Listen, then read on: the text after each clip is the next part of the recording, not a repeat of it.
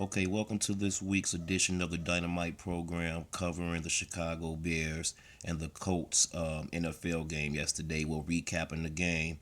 I'm gonna get right into the recap of the game. Just start off by saying the kicker, Matt Barth, whatever his name is, he needs to be released today.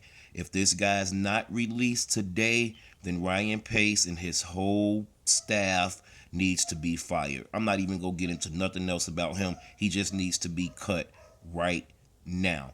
Now, even as a boss, a CEO, and I am a CEO of a record label, as a boss, you got to make decisions, and sometimes you got to know when to let your pride go and when you made a bad decision, and if you can correct it, correct it.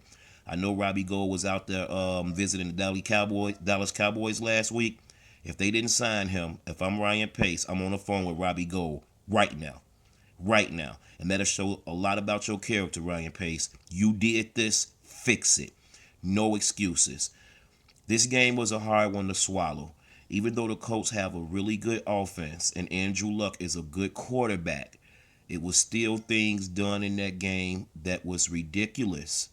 The penalties, the costly turnover, the missed field goals, the bad defensive adjustments, especially on that T.Y. Hilton game-winning touchdown.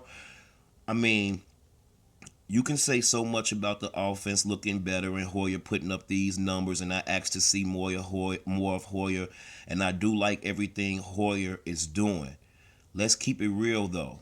These stats and everything Hoyer's putting up, the only thing he's really doing, if it's not turning into wins for us, is building up his resume, just like we did Josh McCown.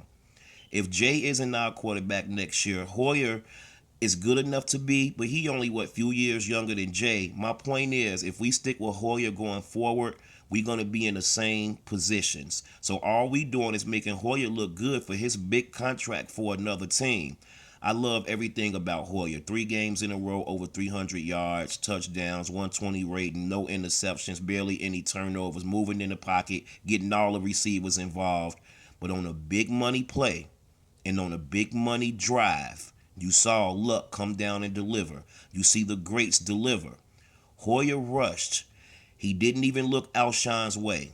And to me, the big difference in this game is the Colts kept feeding their big money receiver in T.Y. Hilton. We didn't keep feeding Alshon, and especially when the game was on the line. He was open. He would have caught that ball, and even if he wasn't open on one-on-one coverage, you give him a shot. Who's to say that Jay wouldn't have had a couple of interceptions in this game and maybe they wouldn't have been in position to try to win at the end? I guarantee you, Jay would have got Alshon that ball for that game-winning touchdown. I'm not saying bring Jay back in the game because we need to move on from Jay for a number of reasons. We could have won that game. It hurts to me because we could have got to 2-3 yesterday. And with Jacksonville coming in this coming week, a chance to be at 3-3 with a winnable game at home. That would have been the difference in this season and last season. Every time we had a chance to get to 500 last year, we didn't come through and get it done. Now we chasing the uphill battle with Minnesota being undefeated, Green Bay winning against yesterday, and now Detroit beating the Eagles. We sitting here in the gutter. If Jay has to move on, and you get rid of Robbie Gould, I don't see a reason why John Fox should be the coach of this team going forward because he's had 2 seasons. They're not responding to him. They're fighting on the sidelines. Guys that's not even dressed getting involved in the game, bringing the quarterback down. John Fox is kind of like old-fashioned. I think this team needs a young, energized coach. You know what I'm saying? It was a couple of decisions yesterday to me that troubled me. On 4th down, after you know that this field goal kicker cannot hit a field goal to save his life, you continue to kick the field goal instead of going for it on a couple of drives. The defense, okay, you guys held them to field goals, but you gave up 5 field goals. That means the offense drove up and down the field on you. The secondary got torched all game yesterday. Everybody was praising the Bears last week, and if y'all go back and look at my tape, I said, wait, let's give it another week. I'm not about to get excited. If you guys can't stack no wins and come back and win next week against a winnable team, then that win last week was for nothing. So here we are again with the losing season that's pretty much already over. Team fighting on the sideline. Decisions made by the front office that's costing us games. All of your key starters are hurt. Just a pitiful sight. Real fast, I do want to talk about Jordan Howard. This is the thing. Even though we lost, the reason why it hurts is because we was right there. We put up so many yards. We had the chances. We gave the game away. But the difference in this game versus 4 weeks ago, when we didn't have an identity, we now have an identity. Jordan Howard is the beast in our future. Dale Loggins called a good game, but it wasn't perfect because you should have kept feeding Howard.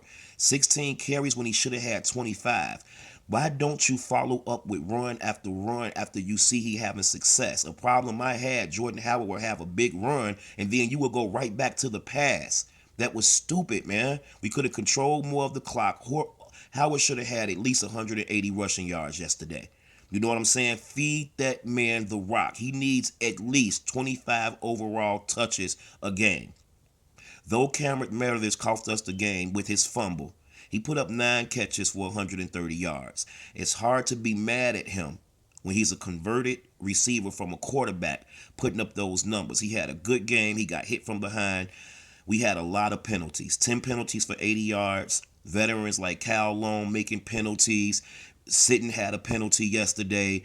The defensive line jumping off sides again. You know, I'm not going to praise them 5 sacks because you should have had 10 sacks. There was pressure was nowhere to be found in the first half. Luck had all day. The team has some signs pointing up, and we can see that this could be a good team, but everything has to gel. This team has no room for error, and there were plenty yesterday. Very disappointed in this loss because now this season is gone. With 2 games against the Vikings, 2 games against the Packers, we got to go to Detroit again. You know, we got Washington down the road down there. We got some more easy games, but if you all these turnovers and disciplinary things that's going on, I don't know how we go fix it, man. You know, like I say, bright signs. There are some things that's looking good going forward, but this team is being coached wrong. You know, I hate to say it, we need a new coach. And Ryan Pace, if you don't fire that field goal kicker today, it looks like we gonna need a new general manager. Good thing is, if we fire everybody, we can hire a coach that will come in and turn things around in 1 year, and we can be looking at a good season next year if everything is done right. You know, Alshon Jeffrey and